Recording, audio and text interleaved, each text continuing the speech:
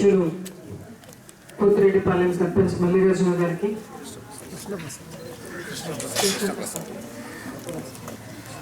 కృష్ణప్రసాద్ గారికి, గౌరవనీయులు శాసనసభ్యులు పుల్లంరెడ్డి శ్రీనివాసరెడ్డి గారికి, ఎంపీపీ గారికి, జెడ్పీటీసీ గారికి, ఇతర ఎంపీటీసీలకి, ఈ పోతిరెడ్డిపాలెం ప్రజలందరికీ నా నమస్కారాలు.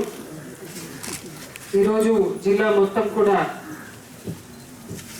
రైతు సాధికారత సదస్సులు ఈ రోజు నుంచి 16వ తారీఖు వరకు మనము చేస్తున్నాము. ఈ సదస్సులో మనకి 6-7 అజెండాలు ఉన్నాయి. దాంట్లో ముఖ్యంగా మన గౌరవనీయులు ముఖ్యమంత్రి గారు ప్రవేశపెట్టిన ఈ రుణ విముక్తి అనేది, ఈరోజు రుణ విముక్తి పత్రాలు పంపిణీ చేయడం అనేది మనకి ప్రధాన కార్యక్రమం.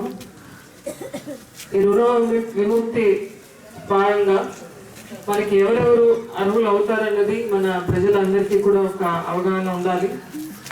ఈ రుణ విముక్తి మనకి ఏప్రిల్ 2007 నుంచి డిసెంబరు 2013 వరకు ఎవరైతే రుణాలు తీసుకున్నారో పంట రుణాలు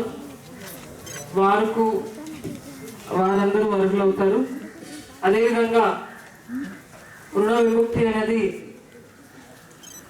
కుటుంబానికి